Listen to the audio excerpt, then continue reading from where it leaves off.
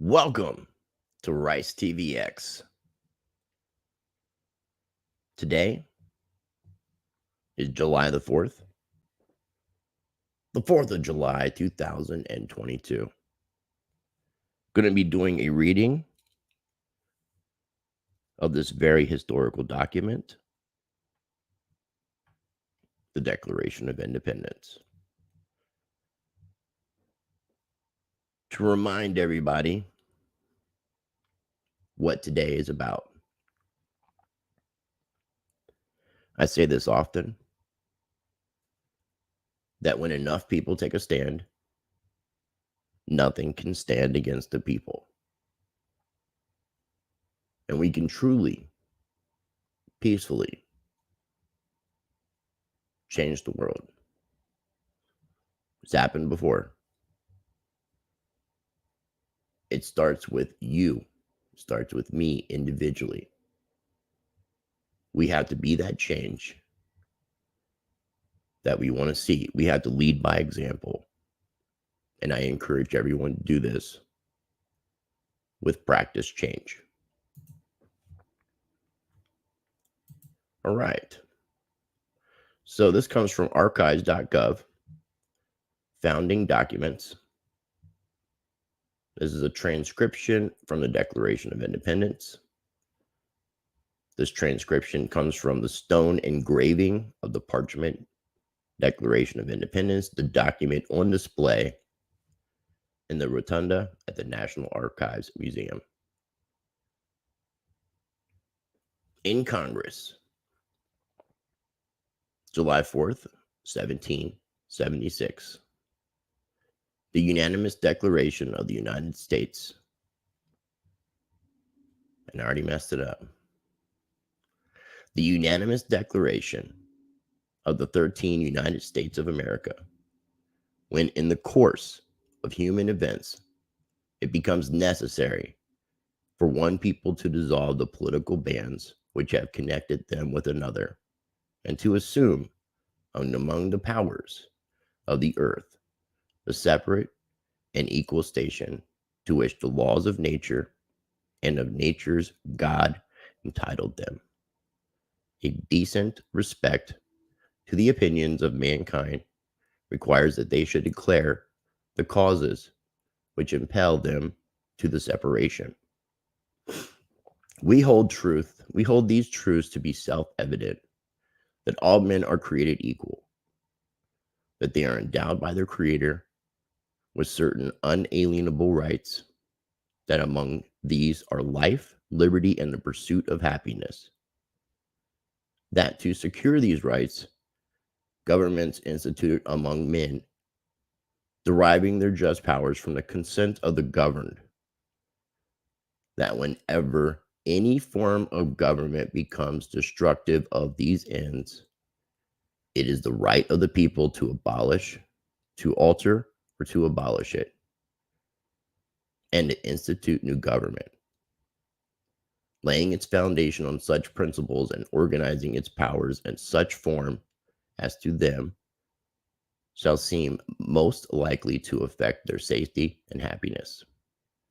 Prudence, indeed, will dictate that governments long established should not be changed for light and transient causes. And accordingly, all experience has shown that mankind are more disposed to suffer, while evils are sufferable, than to right themselves by abolishing the forms which they are accustomed. But when a long train of abuses and usurpations, pursuing invariably the same object, event is a design to reduce them under the absolute despotism. It is their right, it is their duty to throw off such government and to provide new guards for their future security. Such has been the patient sufferance of these colonies, and such is now the necessity which constrains them to alter their former systems of government. The history of President King of Britain is a history of repeated injuries and usurpations, all having direct object the establishment of an absolute tyranny over the states. To prove this, let facts be submitted to a candid world. He has refused his assent to laws, the most wholesome and necessary for public good. He has forbidden his governors to pass laws of immediate and pressing importance, unless suspended in their operation till his assent should be obtained. And when so suspended, he has utterly neglected to attend to them. He also refuses to pass other laws for the accommodation of large district of people, unless those people would relinquish the right of representation in the legislation, a right inestimable to those and formidable to tyrants only. He has called together legislative bodies at places unusual, uncomfortable, and distant from the depository of their public records, for the sole purpose of fatiguing them into compliance with his measures. He has dissolved representative houses repeatedly for opposing, with mainly firmness, his invasions on the rights of the people.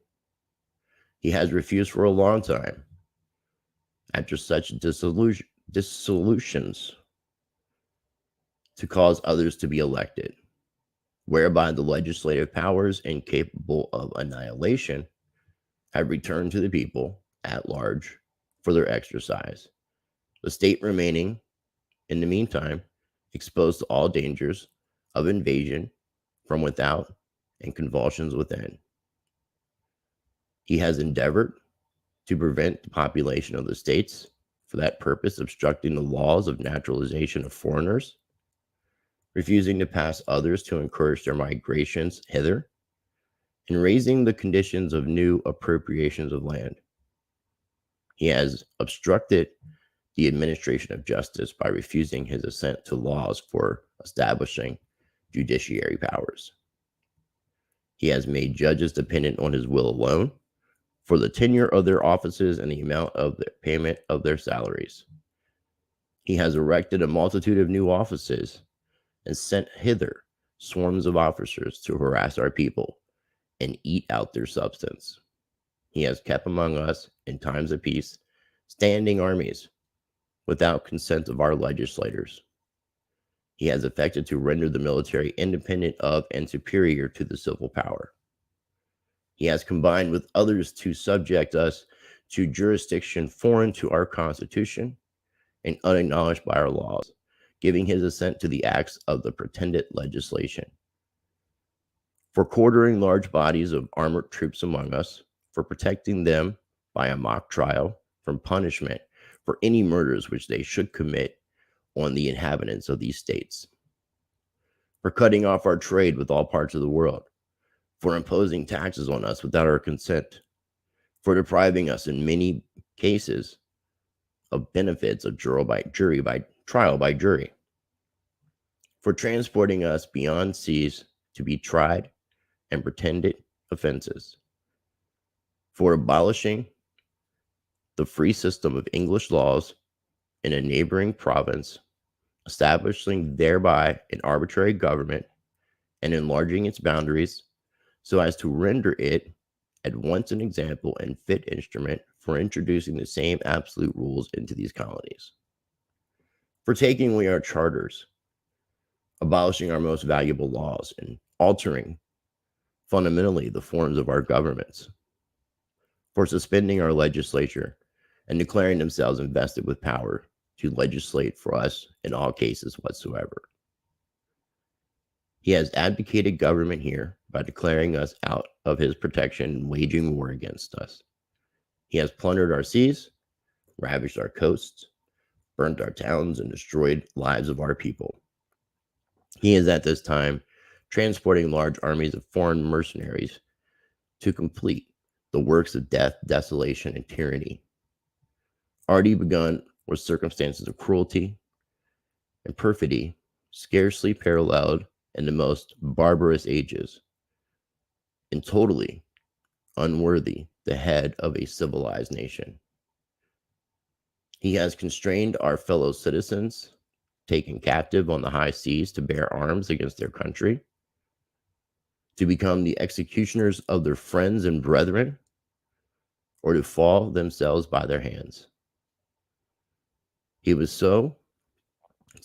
excited domestic insurrections amongst us.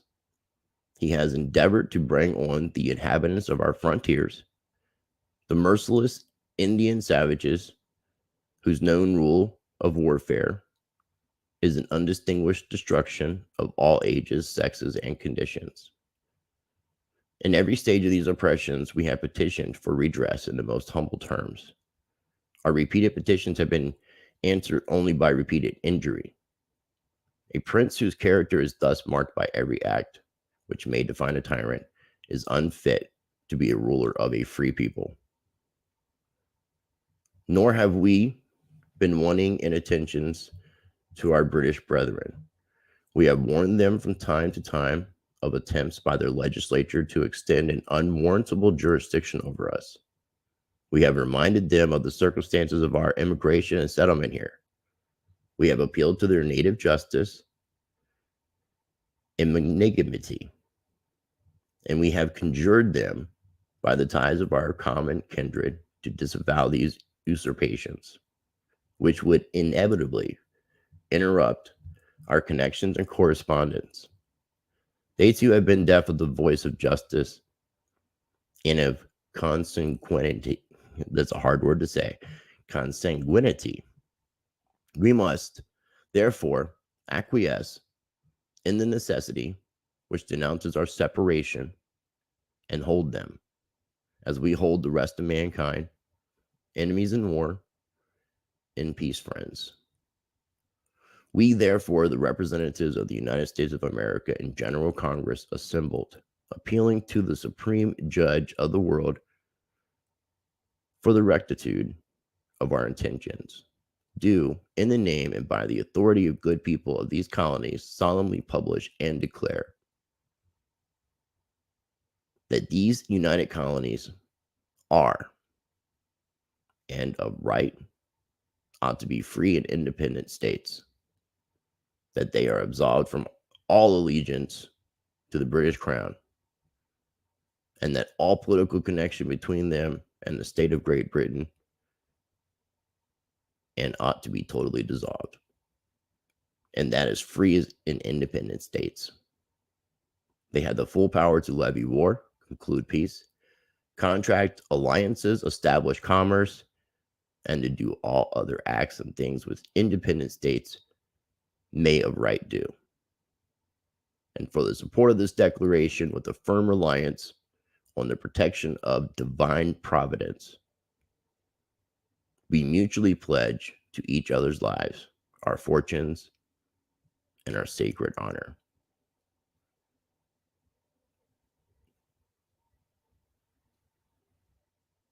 These are the gentlemen that signed this historical document. I do have this link down below in the video description. So if you would like to check this out on your own time, I definitely encourage you to do so. My 5-time great-grandfather served what would be equivalent to 4 tours of duty in the Revolutionary War. So this is in my blood. This is one of the reasons why I do what I do with Rice TVX. Another thing that I wanted to share is, and this comes from AmericanClass.org. It's a really great version of reading the Declaration of Independence. It also has some annotations on it that you can check out. So as I was reading about the different things that the king was doing to the States United, it gives a little bit of annotations as to what took place. Like when he refused his assent to laws, the most wholesome and necessary for the public good. Colonial laws had to be approved by the British monarch, and Parliament could ban colonial initiatives.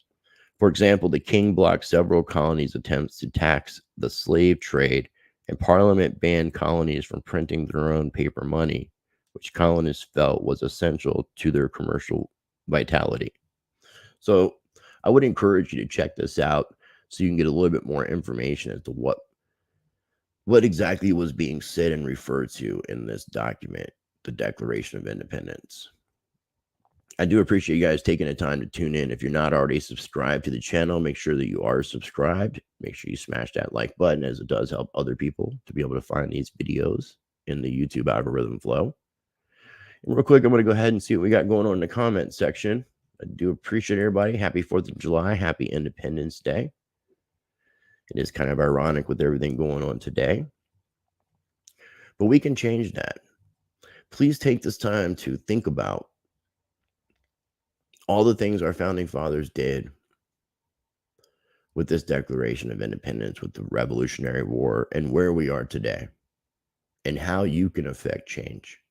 Because we all have a role to play, no matter how big or how small that role. We all have a role to play. Cheryl Williams, thank you for tuning in. Sean C., good seeing you. David Brumbelow, hopefully I said that right. Hidden Hand, good seeing you in the house. Identity Block, Mr. Hector, it's always great seeing you. Did we all know this document was written on animal skin? That's exactly how the Necronomicon was supposedly created. Well, a lot of things were actually written on animal skin back then. So, especially if something was considered to be important. And then that's why it was engraved in stone engraving as well. Dime Bar, appreciate you tuning in, man. Hope everything's going on. Been sending you prayers and positive energy, and hope your health is doing well, my friend. Para Building 2, thanks for joining. Miss Space Cake, it's always good to see you. Glenda Sabo, thank you so much.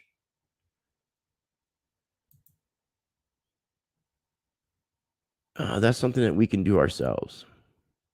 And I salute you as well, Miss Space Cake. I appreciate you. Hope you're getting the emails I've been sending you.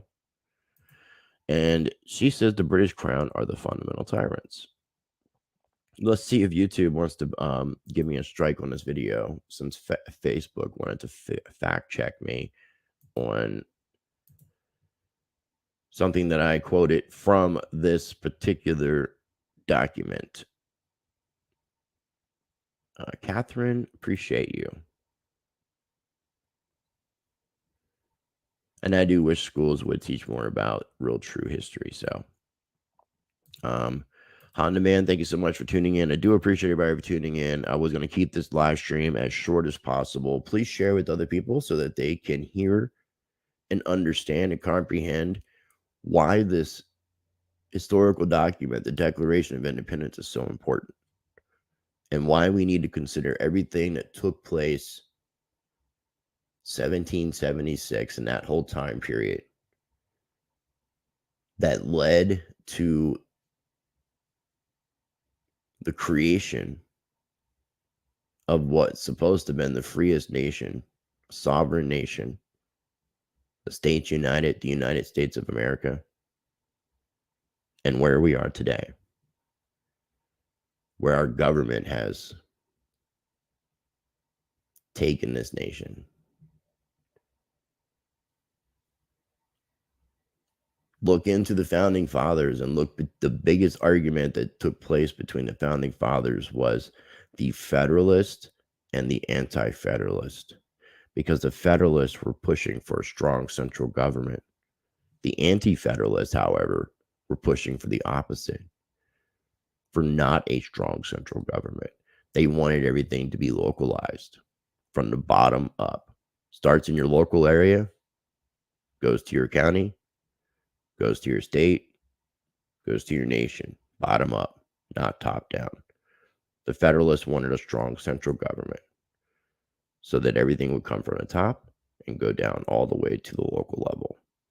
The reverse of what I mentioned first.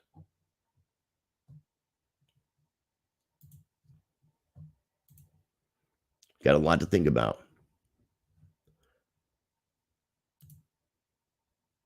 Enjoy the rest of your day, and I'll leave you with this. Be blessed, be the change, practice change.